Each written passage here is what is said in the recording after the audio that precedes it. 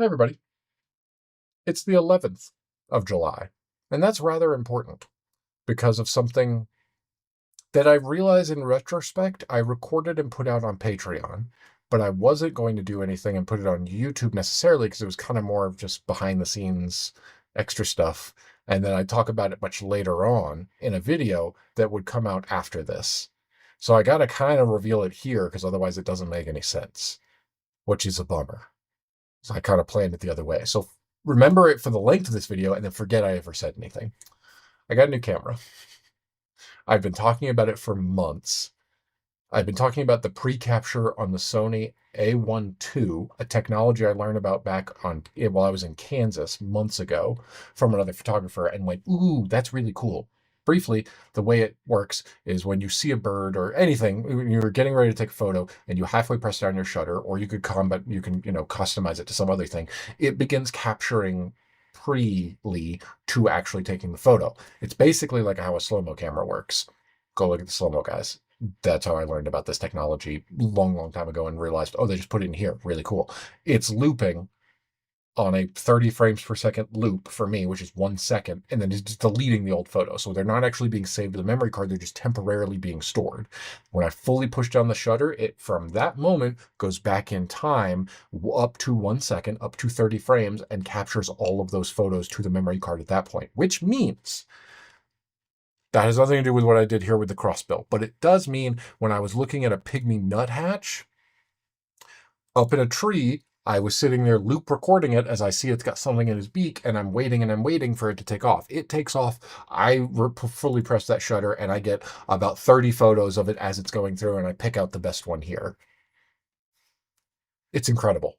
It is so worthwhile. I could not afford to buy the Sony A1 II. It wasn't until in June they announced that technology, the pre-capture, was coming to the Sony A7R6, which I have the A7R5, and that was a worthwhile upgrade for the pre-capture alone because it allowed me to do shots like this and actually get this without standing there the whole time and going, I hope, and then I start pressing on the shutter whenever I guess that it's about to take off, and it doesn't take off, and then I'm just getting a bunch of photos that aren't what I want, and then I miss it, and that happens constantly. This should help eliminate. This legitimately is a worthwhile purchase because I was able to nail shots like this and one other one later on. Not the best timeout, not the best photos from this day. Things like a Western tanager that I barely saw. Not a good photo. Not a great photo at all of a northern flicker. Some of the pygmy nuthatches that were there, it's fine. It's not my favorite, but it's fine. A really bad photo of a Say's Phoebe, to be quite honest. Just that didn't really work out. But yeah, this one was better. This was cool. Yeah, I got it there. I'm happy with that. I was able to do that. The whole time, I'll tell this story very briefly here.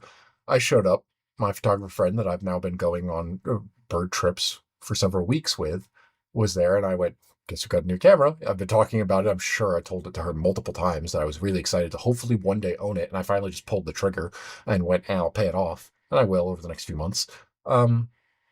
I mentioned I had it and everything, and it was so cool. And I immediately set up, and it was like, oh, here's the 30 frames a second shutter speed. And I just because I knew I was going to format the card before we officially started. So as we're like walking out, I switched it into that mode and let it do the mechanical shutter, because in order to do the pre-capture, you have to do the electronic. So it has to be fully silent. It cannot be capturing if the shutter is going. It literally doesn't make any sense. So I just did it so that I could go, here's what my shutter sounds like at 30 frames a second. Like, it's ridiculous, the noise that it makes. It's great. It feels good to do it just for that. And then I format the card because I just took, 200 photos in the span of 3 seconds or whatever. Maybe not that many. That would be 90 because it's 30 frames a second. I literally can count it out. And when you play it back at that point and I'm just looking in the camera and I go, yeah, check this out. And I fold the screen out and show someone and I just hold down the button and it cycles back through them. It's like, we're just watching a 1 second video. And I go, yes, that's what 30 frames a second is. It is a video at that point. I could that's how this works. I can't afford to keep all of those photos, just to be clear. For the first time in 7 years, I am actually, when I unload the memory card and I pick all the ones that I really like and I get done editing, I delete all the other ones. I literally cannot afford to keep them because the storage is just expensive. Storage cost is insane. I can't, and they're all almost exactly the same, but I get to pick out my favorites. So the point of that little tangent was less about taking the photos and the mechanical shutter speed and it sounding really cool, and more to the fact of while I was out there, my friend kept being like, "Yeah, you're getting great shots." And I'm like, "No, I'm really not. I'm really not doing well. It feels like I'm missing a limb, or I've got someone else's limb in place of mine."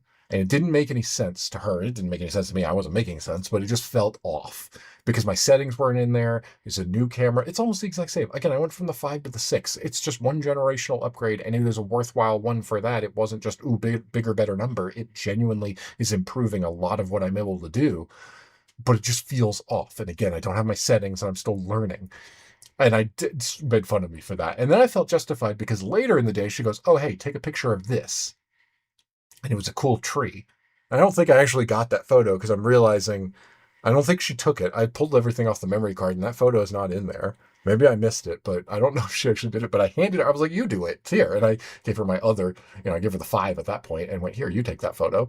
Um, with the landscape lens, and she gets it and holding the camera is like the most alien thing. You're like, oh no, none of the buttons are right. To be fair, she's shooting on Nikon. At least me going to Sony is somewhat familiar, but you swatch cameras and it's like an alien interface, like you've never held a camera before.